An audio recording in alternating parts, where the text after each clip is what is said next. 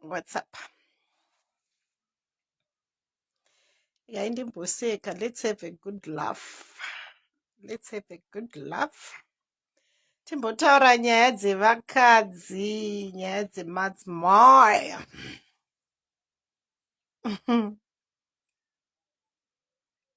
Hello. Guys, handisi kutaura nyaya dzebasa. Iko zvinotombosekawo, tombotaura nyaya dzabhona. Yaitimbotaura nyaya dzemwana wekwaMugabe. Vakadzi yaitimbotaura nyaya dzekwaMugabe. Ndogara ndichikuudzai kuti varume havana mugoni. Munhu anonzi murume haana mugoni. Ndofunga chero Mwari ari kutoti panapa ndakakanganisa panapa. Ayayayayaya. Nigel, how are you? Varume havana mugoni asikana.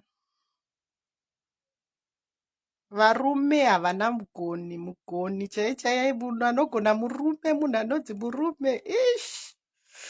Guys, uyai timbotaura. I want to talk to someone today. I just want to encourage any lady out there. Nhasi kwanga kuchinaya saka ndaswera ndiri kumba ndisina zvandiri kuita, ndosaka muri kuona ndiri busy paWhatsApp kudai nhasi. Unonzi chi pasocial nhasi. Nhasi kwanga kuchinaya Cape Town, so we are at home.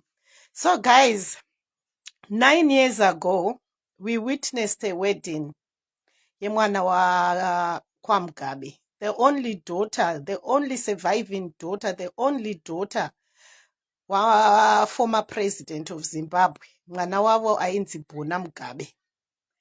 9 years ago, they celebrated a very beautiful, lavish wedding. I think it was the most expensive wedding in the continent. One of the most expensive weddings in the continent. And we were so happy. I'm one person that was so happy, and I kept praying, kuti, yo, it's so beautiful. Kuti kanori mwana musikana onyasochata oita wedding. I think it's a moment where you put your parents pa spotlight yavanozo appreciate kuti zveshuwa ndakazvara mwana musikana. I remember watching that wedding. The whole night I was watching the wedding. I'm one person that was like, this is beautiful. It was a beautiful thing that happened. And I also noticed, kana pane vakazvinotisa seni, Grace Mugabe angane ma-locks, akavhavisa ma-locks, musi iwowo akaapia ane ma-Brazilian. She was looking very nice. Everything about the wedding yabona was very nice. 9 years later, in between, during the wedding, vaMugabe vakapromisa Mukwasha kuti ukandinyepera inini ndinokuuya ndokurova chibhakera. And we all laughed about it. Pakapedza wedding, there are ma-journalists, vanhu vanouya pa-social media, musanyanye kumhanyira kuti vanonyepa. Pane munhu akauya pa-social media, kana asiri Simba Chiganza meno kuti ndiani. But there are people that came on social media and they were like, Simba hakuna kwaanomboshanda. Simba, the husband yacho, akaroora mwana wa Bona. People were quick to say, we have checked nefly Emirates, macaps ari kupiwa kuti akaflya maround akati anti mapilots anonzi kana ukaflya unotoverengerwa kuti waflya one trip from America to Zimbabwe, inotoverengwa kuti 1. Vakafanana nevanhu vebhora. Ukatamba bhora unoverengerwa kuti waplaya magames mangani in the field of your career. Ndizvo zvakaita vakomana vebhora, vakomana vemapilots, even the ladies that fly the ndeges. Dai kumagetsi taipiwa wakomana kuti pandinombofikisa zvimwe zvinhu so zvinenge zvichindivhiringidza chero inini musoro, dai ndichitombokepewawo kuti wagadzirawo, but zvoenderana nefield. So people went and they did say kuti Simba haana chaanacho, but zvakangobrushwa aside. 9 years later, guys, Bona is filing for divorce. one of the reasons iri kunzi ari kudhivhosa murume wake inyaya dzechihure anyway, chero vakasazvitaura. But nyaya yekuti Simba haashande, he is a fake pilot. He has never been a pilot. 9 years uchigara nemurume mumba uchinyeperwa, guys. Is it normal kuti a person akaita semwana waMugabe, Bona akaenda kuuniversity? We have always said Bona is the most intelligent of the Mugabe children. Kana ari akatotora brain dzavaMugabe, ndiye mwana akatotora brain dzavaMugabe. Kuzogara nemurume 9 years achikunyepera. My question, we were discussing and we had a good laugh with my daughter. How do you marry a man for 9 years? Was Simba in the period of 9 years, Simba ngasachaende kubasa here? Kana aibuda chienda kubasa, aiti kuna Bona ari kuenda kupi? Anenge aendepi paanenge achiti ndakumbobuda ndiri kuflya nhasi ndiri kuenda kuMalaysia? Anenge achiendepi Simba, guys? Don't you think it's a little bit awkward or scary? Kuti you can live with a man for 9 years. Let's say Simba had continued working soon after their honeymoon.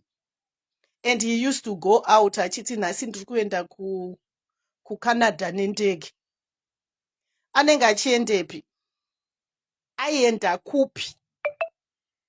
How do we live with these men? Kuti murume anokunyepera for so long. You build children, you build a family, and a man is just lying. Caption yangu yandaisa pamusoro apa yekuti Bona and Simba versus my Titi and Tinashe. I just want you guys, as much as you crucify Mura, I want you to understand kuti ladies at any level tinojutwa nevarume. Men are just, pane vamwe varume vanongori nekamwe kautsinye so. And hazvina basa kuti wakadzidza sei, uri kubva kufamily ipi. There are men out there who always want to abuse women for what they have. Simba was a chancer. Akaona kuti I can penetrate mufamily mwana the Mugabes and get as much wealth as I want. Ndobva aenda under the pretense kuti ndoda kuroora, I'm a pilot. But one thing that I also fail to understand, I'll blame my parents. Generation yema parents inoda generation yema parents munoda please vanhu. You end up putting your kids in circumstances that they don't want. Let your children be able to choose murume waari kuda. We have heard makuwa, not makuwa kana kuti rumors, yekuti mwana waMutukudzi akafira nyaya yekuti aida Bona. Vanhu ndobva vamurambira kuti auroore Bona, vakanomutsvakira tsotsi risingashandi. Look the misery that that child has gone through. Had the parents agreed kuti dai vangoroorana seMutukudzi, hanti dai zvakatobalansa.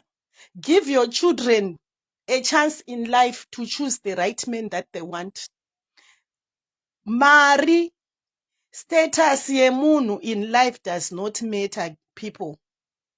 I know we all want a good life for our children. I know we want the best. Nyaya dzenyu dzekuda kuti hey inini ndiri kudanana nadhokota, ndiri kudanana napilot, ndiri kudanana naengineer, the title you put to the men munovaisa pressure and varume vachakunyeperai zvisingamboiti.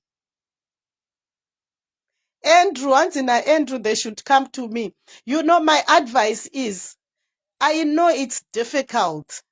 Kuti zvoni tiri kubva we are in a tiri unfortunate kuti we are surviving in a country in a hardships.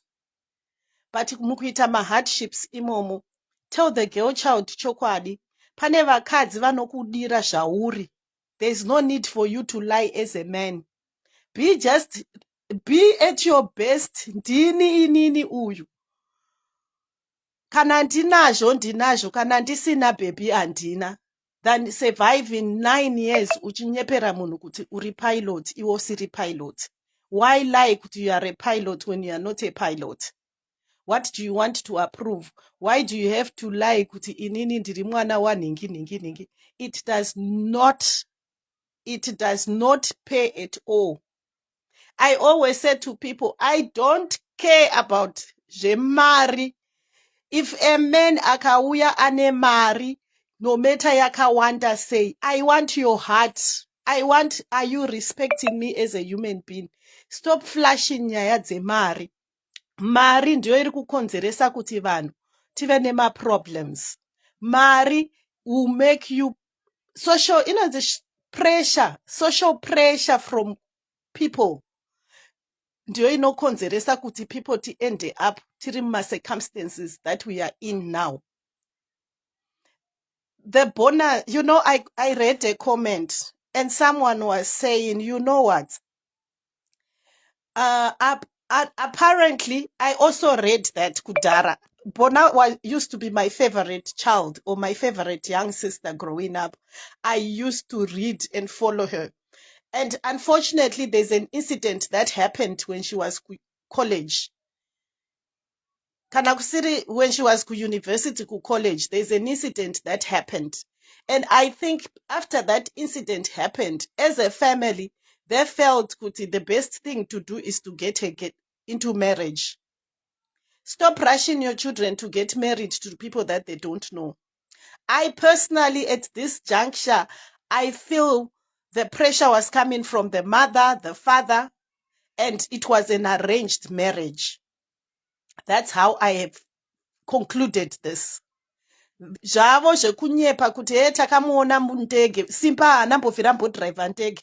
Simba akangofanana neni, hapana kana ndege. He's not even an aircraft technician. Kuti aircraft technician anotomboshandawo pandege. He is not a pilot. Atina kana picture one day atakamuona akapfeka uniform. So where did the Mugabes get that thing to say he was a pilot? Even after he got married, no one saw him akapfeka uniform ya pilot. No one has ever brought mesema social people that are bringing up his story. Tora story akapfeka hembe. He was never a pilot. He was lying from day one. And then what I also don't understand, Kuti, even if Bona, this is what I want you guys to learn. We all looking at Bona and saying, Bona is a good child. Bona is a nice person. She doesn't deserve what happened to her. She doesn't. Even my Titi does not deserve what happened to her. I want you to understand kuti akuna munhukadzi anodeserva kuchitwa kana kuitritwa zvakaipa nemurume. Even muchivenga mura munhukadzi, Bona munhukadzi. They both don't deserve what they received from those two men. Even in from my 10th marriage and I get in a new marriage, I don't deserve to be treated kubirwa mari nemurume. Ndituke uchindituka kuti wakabva kuma marriage hobo, it's okay because nditairarama life yacho. But if a man comes uchinyasoziva history yangu kuti ndakabva, yes, ndanga ndakamborepwa kwandanga ndiri kuchikoro, yes, iko zvino ndazoroorwawo uri murume wangu wechi10, then murume yeye ouya achiabusa because they just want money from you. It's wrong. Those two ladies don't deserve it. They don't deserve the pain that they're going through. You can't stay with someone anonyepa. There is so much. It's only kuti Bona are reserved. She could have said so many things. Daizve zvatotiudza kuti pamari yese yaakasirwa, right now tiri kungonzwa kuti ari kunyepa Simba. Anga achinyepa. What if Bona anga ari munhu akaita sesu tinokwanisa kutaura? Atanga kukuudzai kuti mamillions ese andakasirwa navaMugabe akatorwa naSimba. The men are cruel. Ladies, be very careful out there. Be very, very careful. Varume vari kuuya vachikuitirai kutishoni, I want to marry you, I want to marry you. Be very, very careful with the people that are coming in your lives. Take time to know those people. This is not just about anyone. Hazvina basa kuti unotaurisa, hazvina basa kuti wakanyarara, hazvina basa kuti unoenda kuchechi, hazvina basa kuti uri mwana waPeter Pamire kana kuti uri mwana waChiyangwa. Take time to know the men that are coming in your lives.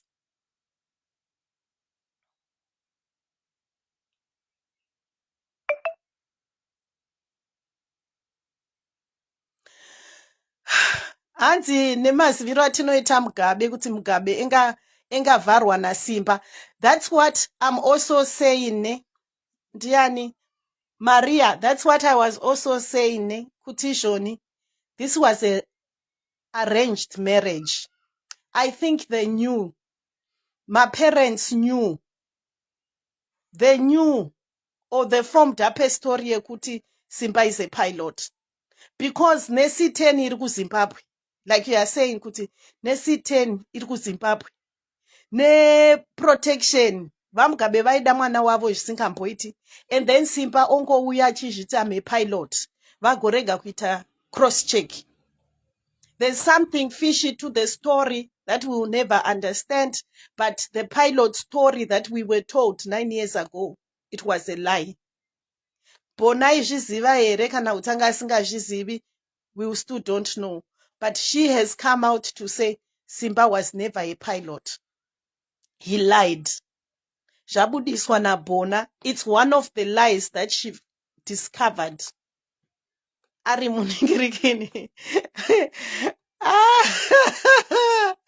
Varume vanojepa, guys. Varume vanojepa ivi. Ini ndakambonyeperwa inini kuti zvoni. Ndiri kuuya ndichibva kuLondon ndichisvika. I can't be able to see you. Ndiri kungosvika nhasi manheru ndobva ndadzokera nendege kuita sepabus stop.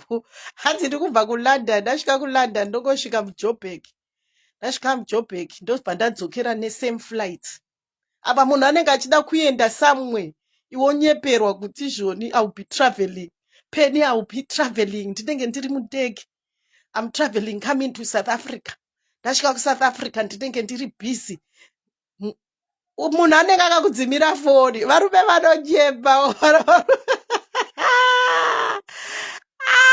Unoti sekanhamo serugare. So guys, what I just wanted to encourage you is zvekuti kwai mumwe munhu anyeperwa ne hazvinei kuti ndimaititi ndiBona. Imagine how well behaved Bona is. If anything, Bona does not even deserve what is going through her life. But it's coming out. Akatomboshinga. Ndofunga mwana wevanhu akatomboshinga achitongoti nhai veduwe saka nyika ichanditonga ichiti chii ndikamuka ndichiti handichamude murume iyeyoyo. Pressure yevanhu kusvikira asvika pakuti enough is enough, I am tired. And I'm just praying kuti mari yake haina kupera futi. Even kana iri nyaya yekuti vanoshare property community in property, what community property yekuti kana marambana munoshare maproperties. I hope Bona haasi kuzoshare mari yaakasiyirwa nababa vake nechimurume chiya chekunyepa. Secondly, ladies, pane vakadzi vanoshanda. I know there are people that are working. Unokwanisa kufunga kuti ndiri kushanda ndichizviorera ka 3000 kangu ka 4000 kangu ka 2000 kangu. Pane manurses akaenda out, muri kushanda, you are getting good monies. Let me tell you something. Never be apologetic nekudzidza kwako kana kuti kushanda kwaunenge uchiita as a woman. Embrace it. Love yourself. Ukaona murume anokuappreciate, anokuda, ukaona murume akukutukira kuti unozvida because uri kushanda, muudzewo kuti iwewe shanda woite seni, uchaona kuti uchazvidawo. Respect the husbands, because handisi kuti don't respect the person because une mari iwewe yakawanda.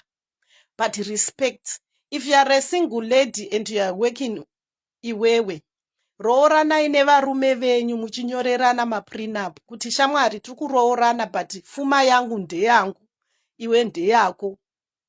Ndizvo zvinoita varungu macelebrity amunoona vaya vaya. So that kana mazoroorwa nevanhu vanonyepa havazotorerei maproperties enyu. Nyorai maprenup kuti inini kana tikaroorana tikagara before 20 years or 15 years zvinhu zvandinenge ndichitenga nemari yangu since ndiri kushanda ndezvangu.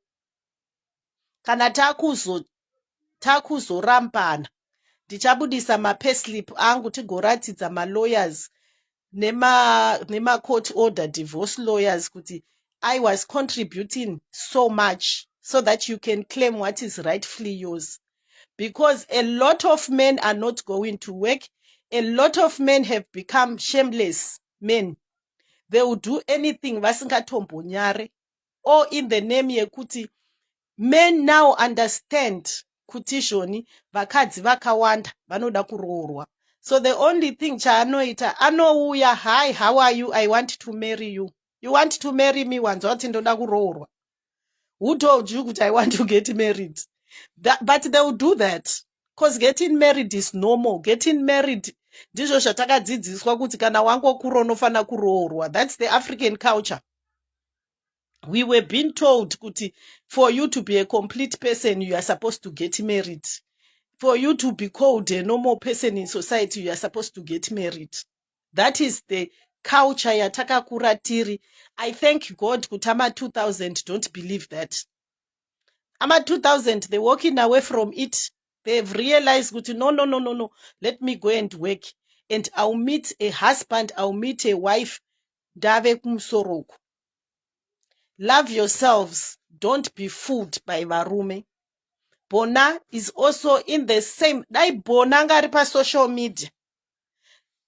Tisina kubata achititaurira nyaya dzake dzemurume.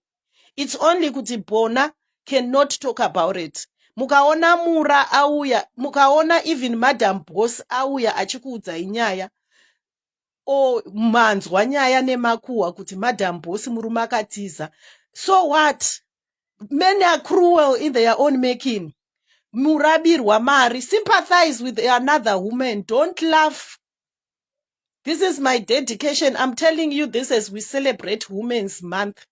Learn to appreciate kuti a lot of men out there, they are skelms.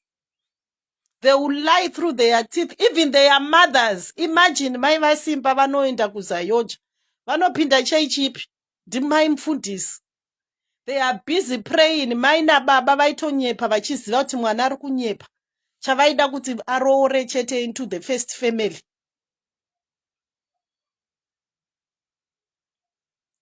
Anonzani ko? Anonzani nyika yaramba Jason John. Jason, uda kuziva nyaya yangu iwewe. Uda kuziva nyaya yangu. Kana uda kuziva nyaya yangu ka ndichaita live. Kana ndazvifunga ndichaita live ye 24 hours. Ndotoda kuti yangu inoda kuti ndikuitirei 24 hours. Ndikatanga zve 1 hour zviiti. Yangu ine drama shamwari, yangu ine drama. Iwe uri kundiona zvandakaita uchifunga kuti ndiri nomo. Yangu ine drama. Saka inotoda 24 hours kuti ndikuudze nyaya yangu. But for now ndinodiwa. For now ndinodiwa ndigere zvekuti du. But ndine drama. Inini kwangu ndine drama. Varume vacho vari bho. Kwangu ndine drama. It doesn't make sense. Bona is living a lie. All those years Simba was converted up for being a pilot. This means Simba is a true crook because he even lied to Mugabe without. But where was he going, guys? Where was he going? Paibuda rimumba. Achiti ndakuenda kubasa. Aienda kupi? Ndatimbomubvunza Simba kuti paaibuda achiti ndakuenda kubasa. For 9 years. Aibuda achiendepi? Pamwe anotori nemumwe mukadzi Simba. Their probability could be 100% Simba has got another home where he was going. Probability could be Simba aibuda achiti ndakumboenda kuMalaysia kana kuti ndakumboenda kubasa. Iye achienda kune imwe imba. Iripo probability iyoyo. Unless akabva arega kushanda, after all rana naBona akarega kushanda, but hakuna murume anorega basa.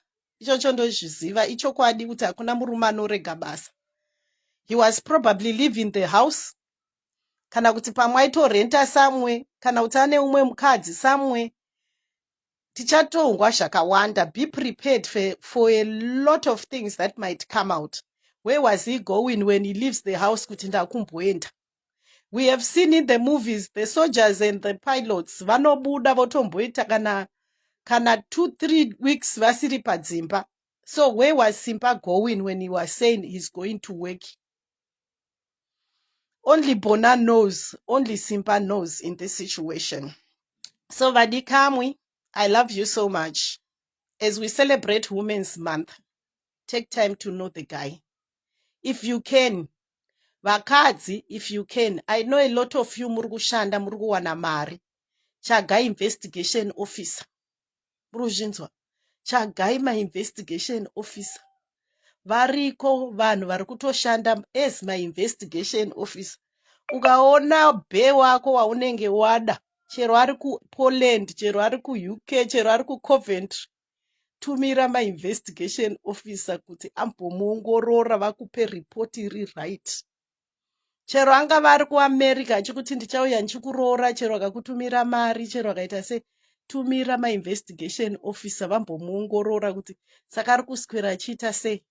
Handi makaona chinhingi chiya cheCheaters? There's a program on DSTV inonzi Cheaters. Before you commit to any total stranger, kana kuti munhu wausina mboziva history yake, chaga my investigation officer oti I really love this guy. I don't mean kuti I'm disrespecting him, but I just need to understand more about him. Wokupawo report kuti munhu yakamboita ABCD. Even muma school groups, ask your friends kuti makadzidza kupi. Inini guys izvezvi so mukaziva zita rangu randaishandisa kuchikoro. Mukaenda pagroup kwechikoro kwandakaenda muchatoona hakuna munhu asingazivi Penelope, because kuchikoro inini ndaitori munhu ane noise zvisingamboiti. Ndaitamba basketball foot. I was a basketball player, I was the playmaker. Saka everyone knew me. Chero headmaster pandakaenda kunotora ma results, I was surprised kuti the headmaster wekuchikoro aitondiziva kuti mwana wangu webasketball. So check kuti boyfriend yako yakaenda kuchikoro kupi, kana achizviti ari pilot akanotraina kupi. But the Mugabes, no man. Vanhu vekwaMugabe vaiziva. The Mugabes knew Grace Mugabe is to be blamed in all this. Grace Mugabe ndiye akagadzira chipepa chaSimba. Because there is no way kuti vanhu vekwaMugabe vakakonewa kuchaka information yaSimba. Guys, what do you think? Puti isaiwo ma contribution enyu ndimbonzwisisa kuti Bona first inonzi first family yemu Zimbabwe. Iko zvino the news is trending kuti a certain guy called Simba lied to the first president's child kuti he was a pilot for 9 years and no one knew. No one bothered to find out the information kuti that was a lie. Saka kuZimbabwe chicha tinogona nai muchizviti we are the most intelligent people. What do we know? What do we know kuZimbabwe? What intelligence do we have when the first family can be lied to? Ana chatunga vari busy kumwa doro sana. Ndiwana vanenge vachinzi ana teshara. Sisi vachinyeperwa kudai. It doesn't make sense. Let's celebrate Women's Month. Let's love each other. Love yourself first before anything else. When you love yourself first as a woman, you spread love amongst other people. When you love yourself, you understand kutishoni, the value yako iwewe as a girl child. And then even whoever is going to come into your space, they will also learn kuti iwe where you love yourself this much, and they'll give you what is deserving. Ladies, I love you, and I pray kuti as we celebrate Women's Month, you achieve whatever you want. It's the beginning of the year. A lot of people are Baruku migrator. A lot of people, they're starting new jobs. All the best. If you have business adventures that you want to do in your life, don't hesitate. Go for it. Start small. They always say China was never built in one day. Start small, aim high, have my plans as a person. Don't just wake up every day and live a random life, especially about your career, kana kuti your business plans. Plan kuti after 6 months, what am I going to do? What do I intend to do? Start. What's important is having the courage to start doing something. When you start, as much as it's always difficult, but as you go, it's really easy. I love giving my examples. Do you know when I started, I came to South Africa and I was like, I'm not going to work for anyone. And when I started, kuti unowana client inokufonera yokuti uya mutigadzirirewo tikuda kuisirwa madownlights mudzimba dzedu. Do you know my first days I used to be afraid? Zvinotongotyisa because kuZimbabwe patakakura kwanga kusina varungu. Saka the environment yemuCape Town apa unenge wapinda muzimba rakanaka sei, ugoona magetsi, unenge wakufunga kuti magetsi akasiyana nemagetsi atiri kugara kudzimba kwatinogara. I'm giving you a testimony. Kuti those are the fears I no experience when anybody else. Kuti when you starting, it was my first time kupinda probably in one of those big beautiful houses zamunoona ku Sea Point, and I'm like ndichamagona here magetsi, but chandanga ndisinga, the little thing, it's my fears. Fear will come and cloud you, otanga look down upon yourself. Don't fear anything. Tell yourself, God, I'll be able to do this. As much as I don't understand, as much as I don't have enough capital, but when I start something, God is going to make me achieve it. Have the courage to say, I will do it. Indaitombokangamwa kuti magetsi i-red, yellow and blue. Ndaitombofunga kuti vanhu vari ku-Sea Point kana kuti vanhu vari ku-Constantia uku vane magetsi avo akasiyana nemagetsi edu. That's fear. Fear can play a lot of drama mumusoro. So ladies, love yourselves. Ukaona shamwari yako going through problems in their marriage, don't laugh. Don't rejoice, because varume vatinavo vanonyepa. Varume vatinavo have become shameless. Varume vatinavo, they will do things on purpose kuti vangorwadzisa vanhukadzi. I don't know why varume vachizviita. They have their own answers. But as a woman, be able to comfort your other sister ukanzwawo achikupawo maproblems ake. Give them an ear. The best friend in life is a friend anoteerera without giving advice. Musamhanyira kupa vanhu advice. Manyira kupa munhu ningirikini, guys. An ear.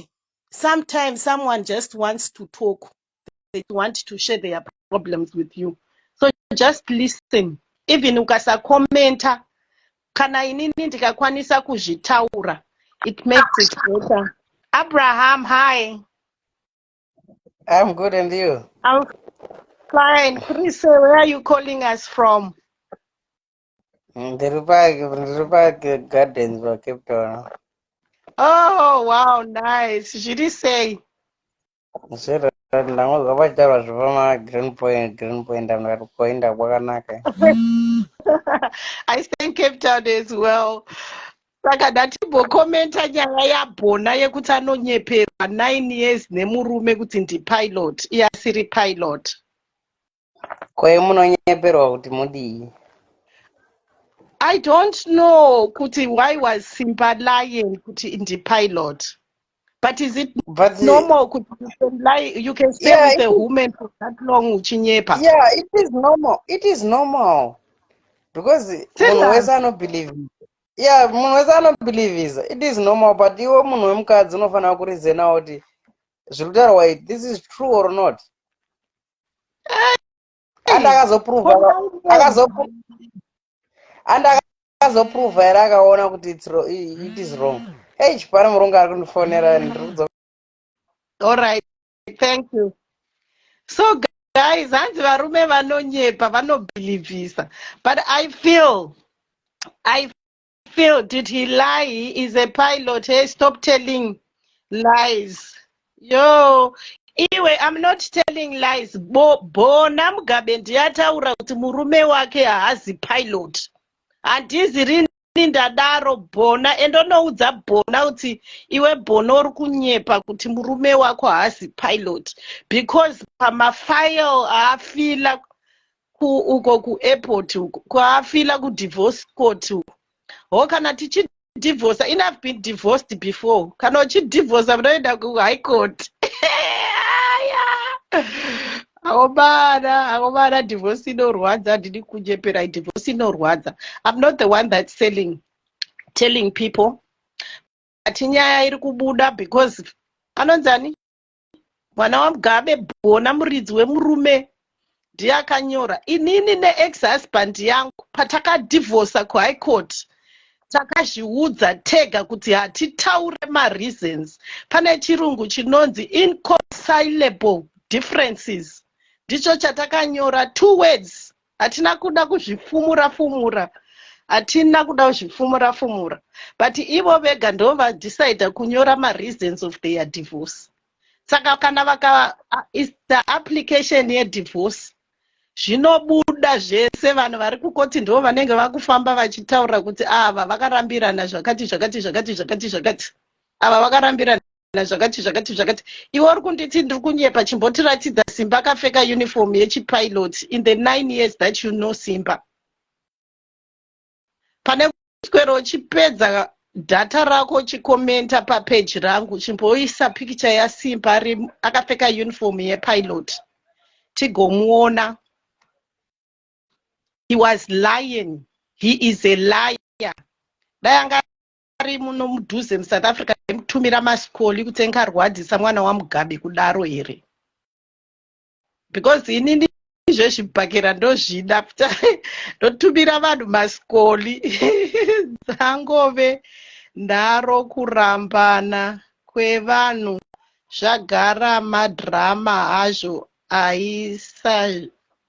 aisaziva here kuti haashandi basa iroro kuita vana 3.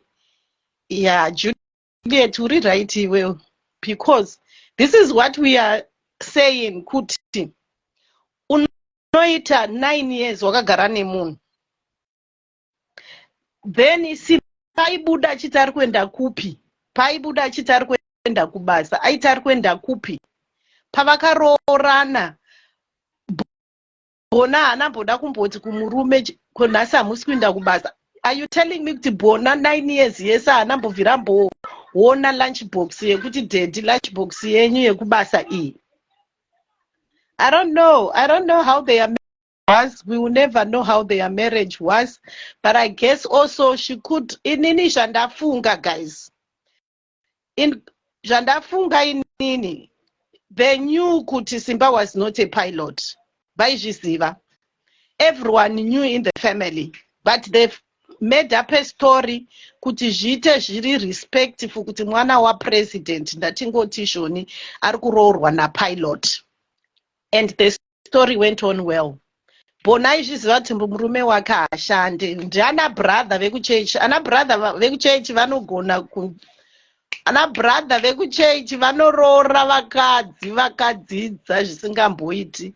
Ndakatonzwa magaya inini achiti pandainyenga mukadzi wangu ndaitotaimira mukadzi akafunda kusvikira mukadzi wangu aenda kuuniversity akamumirira. Saka ana brother vekuchechi vanoda vakadzi vakafunda zvisingamboiti.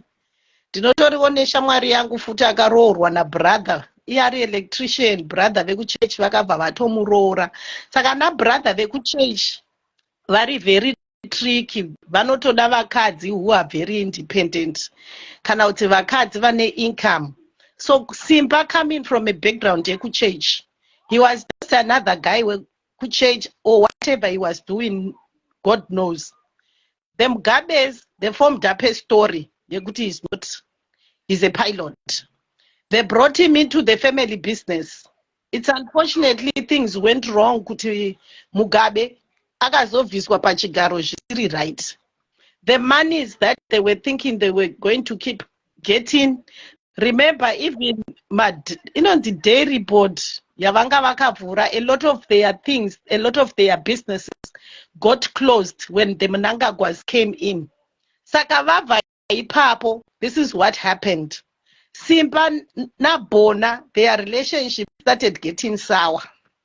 Somewhere, somehow, kufa kwakaita vaMugabe, kutorerwa mabusiness kwavakaita neZanu PF, relationship started getting sour. Eventually, in the end, Simba akatanga kuita vasikana asacharespecte Bona. Tichatoona vasikana hobho vakutobuda vachiti inini ndaitori small house yaSimba, ndaitori small house yaSimba. So Bona wanted an excuse to the world. Kuti inini I want to walk out of the marriage, and the only weapon that she could use was Simba is not a pilot. But vakatombodanana, haungamboite 9 years uchigara nemunhu omuzvarira vana 3. Hanzi Simba went to St. John's, a private school. We all know private schools. Even my daughter went to a private school, Nana.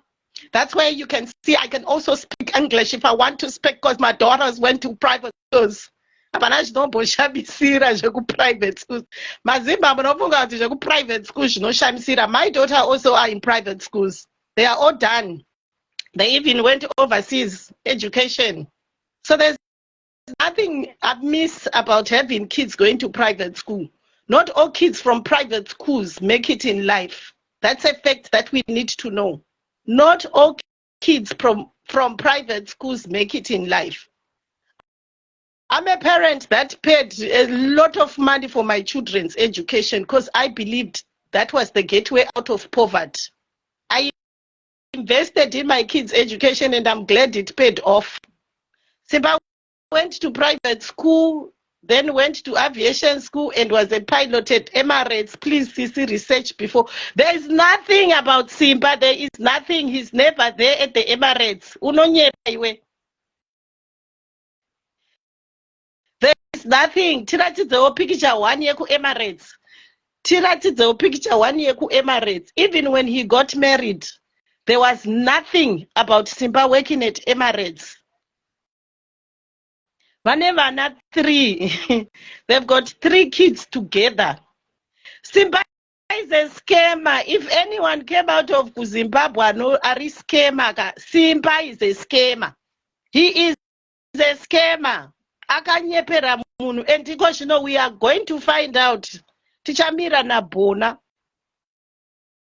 Tichamira na Bona isusu vamwe. Isusu vakadzi vepa social media tinomira nevakadzi vese. Saka tichamira na Simba. He went to aviation school with someone I know. Hanzi na Shima. Hanzi he went to aviation school where I know. Maybe he failed. Do you know kuti ukaenda ku aviation school ukafoira utenderwe kufly? Just like mwana wangu anga achindiudza kuti unokwanisa kuenda ku university unoita 7 years uri doctor. Vanhu vachiti mwana wedu ndi doctor, but ukafoira mamwe ma-exams pamberi apo haupractice, unorambirwa kupractice. Unokwanisa nechidegree chekuuniversity but ma-practical exams anoitwa acho ukamafoira, they won't allow you to practice anyway. Saka anokwanisa akafoira mwana uyu akazvarwa kudai.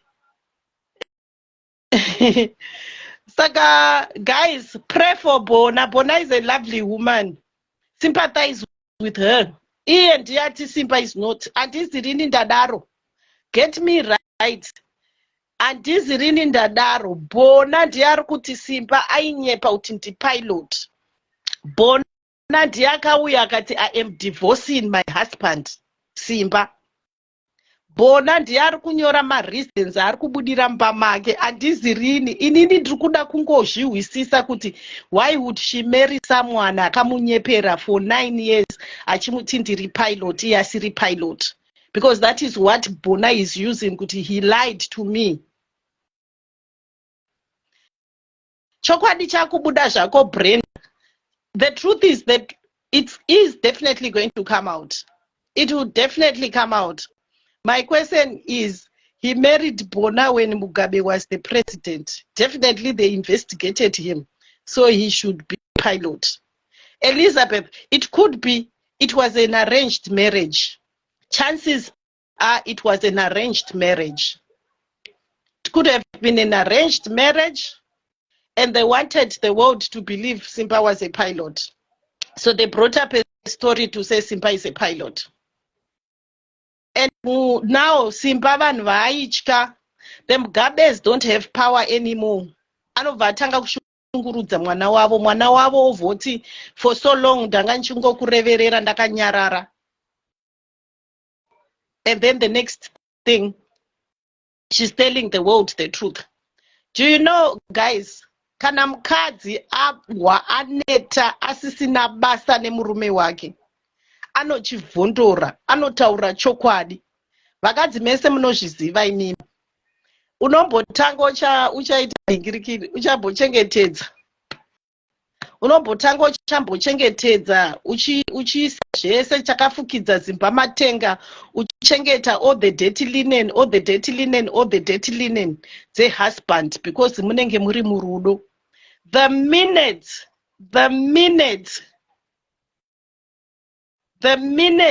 yaunotanga kuti matanga kunetsana nemurume, and the minute you get to a point yekuti this is a no return point, unochivhondora chese chinenge chakaitwa nemurume wako.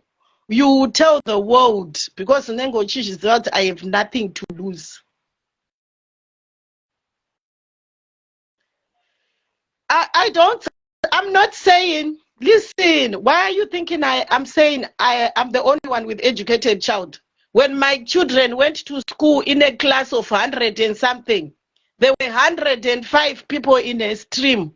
So if I'm going to think the educated people, I'm going to think there were 100 people in one stream. So there are 100 other kids who are educated out there. Next stream, 120 students as well, because the kuma private schools havatore chaunga hope. Vanotora stream yema form 1 vanenge vari 104. So there are 104 educated children that I know. And another times 6, 104 times 6. So I know about 600 and something children that came out of that school. 20 years, 25 years later, there are still 600 every year that are coming out. So I'll never sit down and say I'm the only person that have educated kids. When my kids go to kushkoro, vane in a class of 105. There's no way I can sit down. What I just want you to understand is not every child that goes to private school. Apana chinomboshamisira ne private school. At the end of the day, it's just because we can afford it. That's why we take our kids to private schools. But apana chinomboshamisira. People have made it in life. Vachienda kuzvikoro zvisingatomboiti. I never even went to private school. I was kunkululeko, but there I was like, no ways. I'm going to give my kids something better that I didn't have. Apana chinomboshamisira. I never went to private school. I would wake up bathing cold water. I would eat sadza and cry at school because the conditions were not okay for me. But vabereki vangu, they were like, you're going to go there. And I'm glad I went there. I came out right. The kids, the kids I used to see who used to learn ku girls' college, the kids that would go to Watershed from Shabani Mine. I grew up in the mines. The mines used to pay our fees. because my father was a minor. So the kids, they say kind of private school during my time. Taiti tichiita my extra lessons with them. Taitovadzidzisa medicine. Vasingagone asi vachibva kunana girls college. Right now, if you were to tell their story, they are just my divorcee people out there. Not that there's something wrong with being divorcees, but hapana zvavari kutomboita zvinoshamisira. But they went to private schools. So the mentality of you thinking if someone goes to private school, St. John's, the Harare International School, Falcon College, Peter House, Gatwick, hapana chinomboshamisira, panotori nemafeli anotobva kuchikoro ikoko. Mwana akatoenda kumission school, atori director somewhere, because they were focused kids. So Simba might have gone to St. John's, but he's not a focused youth. He's a scalem. He's a scalem. Engarwadzisa Bona. He is a scalem. Simba is a scalem. He needs to sit in front of all Zimbabweans. Why was he lying? How can he lie to the whole world? Because he's a pilot.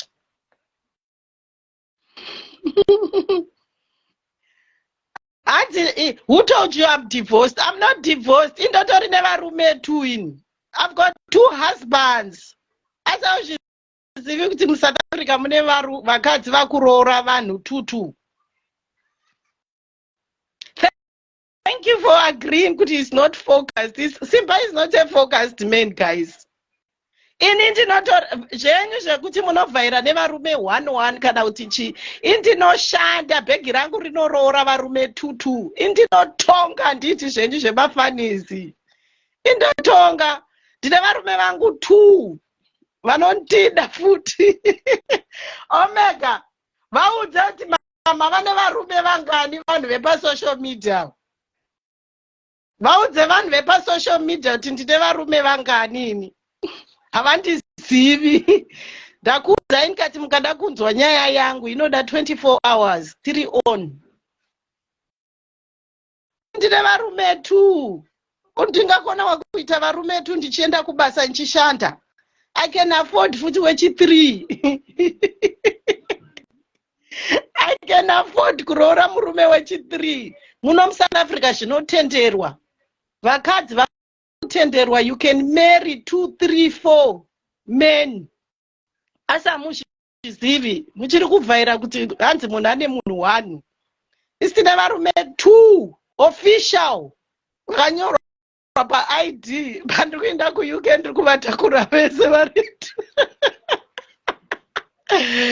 Vese ndiri kuvatakura.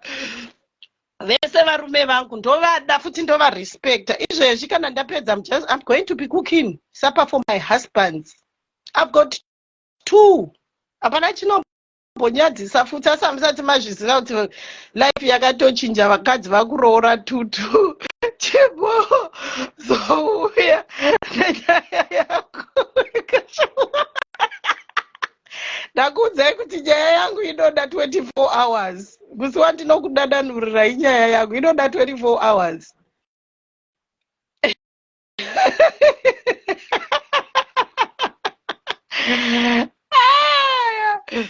Nyaya yangu inoda 24 hours. I need 1 day. I've always said to people, let's keep our private lives private. There's no need for me to be coming and say, let's keep our our private life private. Guys, let me tell you the truth. I'm in a very, very beautiful relationship. I'm dating someone who's very younger than me, and he respects me. Ndikakuisirai my partner panapa munochema kuti hey, kwari kudai nemukadzi mukuru, but anondida ndakadaro. Inini naOlinda tinambosiyana, but wangu haadi zvedrama. Hatombodi zvedrama. I'm dating someone who's 9 years younger than me. And I respect him, he respects me. We get along very well. Zvisingatomboiti. Vari mumasecos angu vanotozviziva kuti okay, avo ndimama nadaddy. Vanotozviziva. And we are happy. Hatiuyi kuFacebook tichikuratidza izvinhu zvedu. We will never do that. Atibofi takakuratidzai. I would never come back. You know what? I've wrote ndakatonyora indemnity. I will never ever even bring my children on Facebook, bring my partner on Facebook, because paFacebook ndiri kushanda, guys. Ini ndakatouya zvenyu zvekuti kwai vanhu vanouya paFacebook kuzoda malikes kana kuti kuzivikamwa personal life. Inini personally ndakauya kuzotsvaka mari. Ndichaitsvaka mari kusvikira ndave one of the best paying blogger. Chero mukasandiona fesi yangu muchindituka muchiti Peni anoposta zvimunya izvozvo Zuckerberg anozvibhadhara. Saka ini ndiri kutsvaka mari, handina kunyanya kuda kuuya kuti ndigozotaura personal life yangu. Plus ndoda kukuencourage maZimbabweans kuti handei tinovhota. Tichatouya tichitomboita maningiriki nekunovhotera nyika yedu kuti Zimbabwe ite right, tibvise chihurumende cheumbavha icho. Tichatouya panapa, tina kuvinga zvekutaura personal life. But nonetheless, I feel sorry for Bona and vanotuka maititi. Then also kuti kana Bona chimbonyeperwa ko maititi vanozodii. She's just another victim in the equation. Let's sympathize with any other lady anonyeperwa. Musafambe muchiti Peni ane varume tu, handina varume tu. Handina varume tu. I'm just happy. I'm just happy. Handina varume tu. I have my sweetheart. I have manjenjenje vangu vanogara mumba mangu munomu, manjenjenje samaita. Ndinavo samaita angu vanonzi chimama mabands. Vanozvida samaita. Saka musatye, handina varume tu, but I have someone that loves me, someone I respect, and someone who respects me. That's what we all need. Saka guys, pray for Bona. I love you all. Have a beautiful March. We are celebrating Women's Month. Let's love each other. Then next month, ndoda kutenga sanitary pads for the girl child. Vanhu vari kuZimbabwe, kana pane vanhu vanoda kudistributa mapads, toda kupromota the girl child month yaMarch. I am definitely sending the first thing yemapads to Zimbabwe. Kana pane vanhu vanoda kudistributa mapads kuZimbabwe, I would appreciate, get in touch with me and then we can start distributing my pads. I will not be able to travel to Zimbabwe, but we will start sending my sanitary pads for the girl child. Let's make the world a better place, guys. Let's build confidence in the girl child. Let's build let's build my conditions, my living conditions for the girl child are right. We will buy books as we go. Panovhurwa zvikoro, kana pane any top fan yangu ari kuZimbabwe anonditi princess nditengerewo my exercise books angu evana vechikoro. If you follow my page, I will buy even 10 boxes, counter books, and then we'll send them to Zimbabwe and we'll distribute. Atisi kuda kudistributira vanhu vanozoita resell, toda kudistributira vanhu vanoendesa vana kuchikoro vane problem yekuti ndibetsereiwo. We will buy shoes for schools. Chatakamirira ndechekuti atisi kuda mwana musikana kuti anyengerwe $1, $2 because haana mapads ekupfeka, then onyengerwa mapads. Kana kuti handina mabooks kuchikoro, nditengerewo bhuku ovonyengerwa izvozvo. Let's build confidence in the girl child. Every day I pray for that. Kuti Mwari, I appreciate the ladies that are making a difference in the world. Use me as well. Vana vangu vese vakapedza vakaenda kwavakaenda, they are living their own life. I want to be a mother to other 1,000 kids out there and make a difference. That's the purpose I want to do. Kana pane anything chandoshuvira, pane kutoti nditi ndoda kuzodii, ndodawo kuti I want to make a difference. So pray for me as well. It's also not easy because I'm based in Cape Town and vanhu vatinoda kubetsera vari kuZimbabwe. Help me also to allocate the best people that I'll be able to work with. Kuti chero tikatumira zvinhu, they will also deliver things nicely and safely to the needy vanenge vachizvida kuZimbabwe. So I love you guys. Those that I apply ndozviziva kuti vanhu vanoda kuapply vari kuapply, keep applying, do my research enyu, thorough research pamawebsites enyika dzamuri kuenda.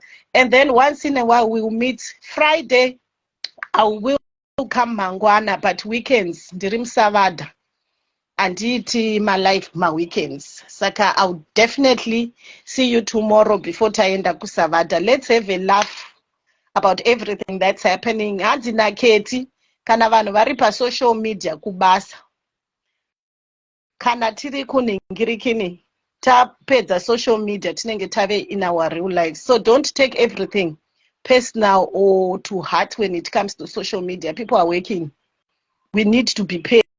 Saka tinouya and we talk whatever crap that we want. We need to understand that people that are staying in Cape Town, I'm going to open my shop. I want to open shop yangu yema Zimbabwean goods, or people vanoda kuorder Zimbabwean products for resale. I'm also going to open a shop.